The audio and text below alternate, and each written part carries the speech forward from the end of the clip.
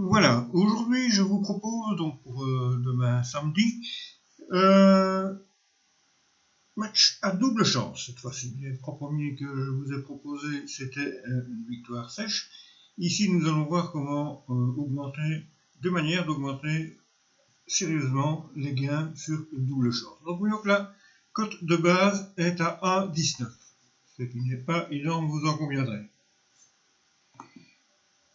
Si je sélectionne tous ces scores, donc 0,1, 0,2, 1,2, 1,3, 2,3, 2,4 pour la victoire de Milan, et que j'y rajoute le 1,1 et le 2,2 pour le match nul, donc ça nous fait au total 8 scores, et bien en les introduisant dans mon répartiteur de cotes, nous voyons que nous arrivons à une cote globale de 1,55 au lieu de 1,19, ce qui fait tout de même 3 fois plus.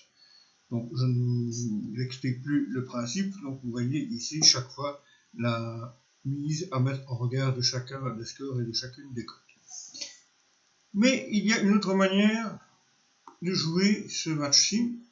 Vous voyez ici que la victoire de Milan par un but d'écart est cotée à 4, par 2 buts d'écart est cotée à 5,30 et que le nul en dehors du 0,0 est à coté à 5,10.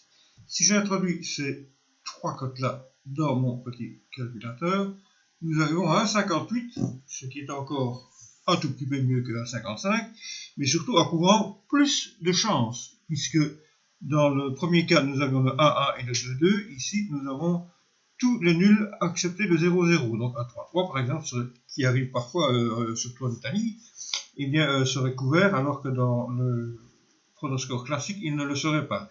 Également pour des victoires, bon, par un but d'écart, j'ai le 0, le 1, 2, le 2, 3, ben, le 3, 4 ici serait couvert. Enfin, il y a peu de chance, parce que comme ça c'est assez rare, mais sait-on jamais.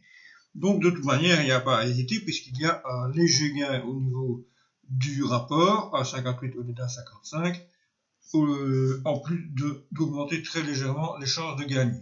Donc c'est cette manière-ci que je vais employer. Je vais donc jouer mon pronostic avec ces trois cotes-là et la cote globale de 1,58.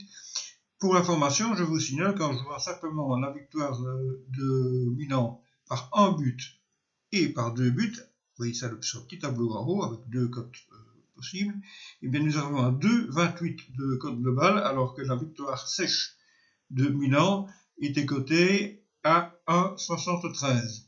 Je crois qu'on aurait pu manger par 3 buts d'écart avec une cote à 9, ça nous aurait toujours donné un bénéfice par rapport à la victoire sèche.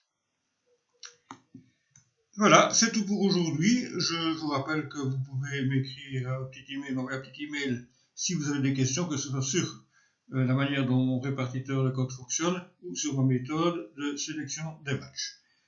N'oubliez pas de vous abonner et de liker la vidéo, car, comme je le dis chaque fois, d'autres pronostics suivront. Je posterai régulièrement ici ce type de pronostic sur YouTube.